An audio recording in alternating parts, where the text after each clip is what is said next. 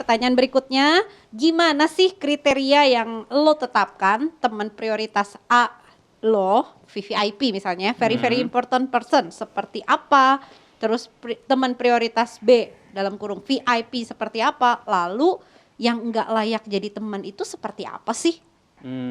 Oke, Jadi dia nanyanya kita tuh ngelompokin temen kayak yang ini layak untuk ditemenin, yang ini enggak, yang ini very important person, tapi yang ini ya VIP doang lah gitu. Nah gimana nih kriteria? Oke. Step ada nggak? Kalau menurut gue ya temen ada nggak sih temen yang nggak layak jadi temen?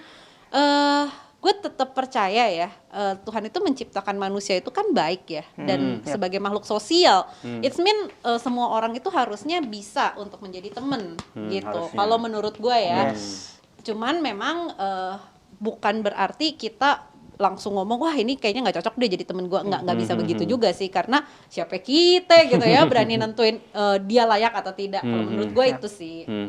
Oke, thank you Ci. Sangat menarik. Gimana kalau Bella?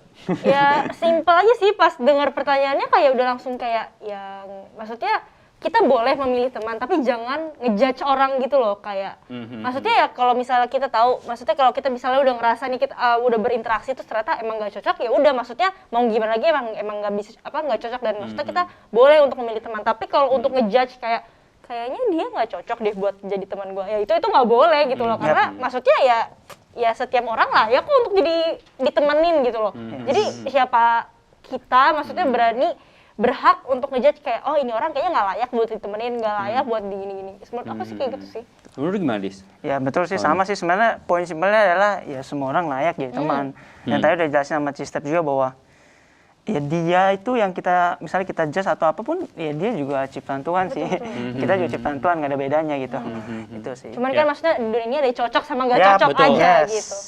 Jadi memang poinnya adalah sebenarnya ketika belum kenal ya lu nggak punya hak sih menurut gue buat ngejudge orang ini bukan temen yang pas. Dan satu hal yang menarik adalah ketika lu bisa ngejudge orang, lu toxic loh. Gila, itu toxic banget tuh orang-orang yang seperti itu. Maksudnya lu bisa jadi salah satu yang toxic gitu. Kayak lu mungkin gak berasa kayak lu memperlihatkan bahwa gue ngejudge nih orang, tapi kalau di dalam hati lu memang lu udah ngejudge tuh orang bukan teman lu pasti terpancar deh pelan-pelan. Bau busuk tuh nggak mungkin nggak kecium, pasti kecium gitu. Jadi intinya adalah tidak ada satupun manusia di dunia ini yang tidak layak ditemenin. Semua orang layak, tapi soal itu cocok apa nggak cocok aja. Jadi gitu. Oke, singkat, padat, jelas, langsung kita lanjut ke pertanyaan berikutnya. Ya, ini pertanyaan ketiga dan ini pertanyaan yang paling sulit untuk dijawab. Jadi tolong dipikirkan baik-baik teman-teman. Kalau kita itu udah punya relation dengan Tuhan, apakah kita bisa tetap merasa lonely? Ya, silakan teman-teman Anchor langsung menjawab ya. Ya, sungguh sangat amat sulit. Sulit betul sekali ya. Karena memang at the end emang ini suatu hal mungkin jadi pertanyaan banyak orang juga, orang-orang percaya begitu ya. Sebenarnya ya udah, terus gimana gitu gue lonely ini. Teman-teman gimana? Karena mungkin banyak orang percaya kan kayak ya udahlah gue udah percaya Tuhan, masa kenapa gue bisa ngerasain lonely, kayak ngerasa nggak adil banget nggak sih, kayak gue harusnya mendapatkan kedamaian, tapi kok masa gue masih ngerasain lonely gitu loh. Dan ini memang pertanyaan yang sangat menarik sih ya. Jadi karena Tapi menurut gue begini sih.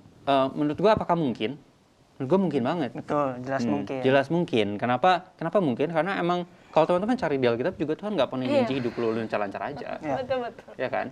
Dan kalau teman-teman lihat Tuhan Yesus juga, Tuhan Yesus adalah seseorang yang alone. Mungkin dia nggak lonely, cuma dia alone. Dan mungkin aja teman-teman ditinggalin teman punya teman-teman. Gimana sih ngomongnya? Gitu ya. Saya kalau teman-teman punya teman, terus mereka meninggalkan teman-teman gitu. Iya. Kayak ini teman, dia ini teman, ditinggalkan gitu. Jadi sendirian. Walaupun alone, tapi belum tentu lonely. Ya. Dan Tuhan tidak lonely, Tuhan tuh alone. Karena banyak orang yang dengan segala ketuhanannya dia, orang-orang nggak cocok sama dia, akhirnya orang meninggalkan dia. Tapi teman-teman, ya itu Tuhan. Apakah kita mungkin ngerasa lonely? Ya, mungkin aja. mungkin, Karena betul. seperti tadi gue udah bilang juga bahwa emang Tuhan nggak pernah janji juga sih. Karena hidup lu ya lancar. kita tuh walaupun orang percaya masih manusia, kita Betul. punya sifat kedagingan yang kayak ya kita wajar ngerasain Iya. si lonely ini gitu loh. Dan memang sangat besar sih chance-nya ketika kita menjadi pengikut Kristus itu kita mungkin ya ditinggalkan sama teman-teman. Sering banget, betul. Sering banget sih, karena memang standarnya prinsip hidupnya berbeda gitu. Contoh simpelnya kalau sama teman-teman misalnya ya teman-teman kampus kan maksudnya nggak yang misalnya kita nggak semuanya seiman gitu ya. Pasti kan ada yang kayak susah lah apa topik-topik tertentu yang nggak bisa dimasukin. Jadi kayak kadang susah gitu loh kayak kita harus ya begitulah mengerti lah ya. Susah dijelaskan tapi seperti itu kurang Memang lebih. ya pertanyaannya buat kita adalah ya kita bisa sih berpegang sama iman kita gitu. Karena memang jelas bahwa di Alkitab itu banyak sebenarnya janji-janji Tuhan soal kita yang berpegang teguh sama iman kita. Misalnya di dalam apa nih, lihat contekan dulu. Di Lukas 6 ayat 22 misalnya dia bilang bahwa berbahagialah kamu jika karena anak manusia orang membenci kamu dan jika mereka mengucilkan kamu. Di situ terus bahwa ya berbahagialah lu kalau lu masih gituin. Dan ada juga Matius 10 ayat 22. Dan kamu akan dibenci semua orang oleh karena namaku, tetapi orang yang bertahan sampai pada kesudahannya akan selamat. Yes. Itu menarik sih, dan gue ngerasa memang semenarik itu di Alkitab tuh ada satu ayat juga begitu ya, gue nggak tahu secara persisnya di mana ayatnya, tapi dia berkata seperti ini kayak berbahagialah kamu yang tidak mencintai nyawamu sendiri, maka kau akan mendapatkannya. Jadi ada banyak hal yang maksud gue tuh menarik banget ya di Alkitab tuh bilang ketika lu mengalami penderitaan itu sebuah berkat buat lu. Yes. Gitu. Jadi kesannya gitu ya. Dan kita harus sadar bahwa ya tadi ya udah jelasin juga we might be alone but we won't be lonely. Tapi balik lagi tadi ya karena Tuhan selalu ada buat kita. Tuhan itu Immanuel yang artinya benar. Tuhan beserta kita ya. Ya dia tahu rasanya sendiri itu seperti apa. Tadi lu udah ngomong gitu ya, maksudnya dia tahu gitu ya. Dia pernah ngalamin keterlepasan dengan Allah. Ya. Kita bisa lihat ya dia ditinggalkan gitu ya di dalam Matius 27 ayat 46. Ya di situ bilang dia berseru gitu ya, Allahku mengapa engkau meninggalkan aku, dan itu tidak bisa kita bayangkan gitu ya.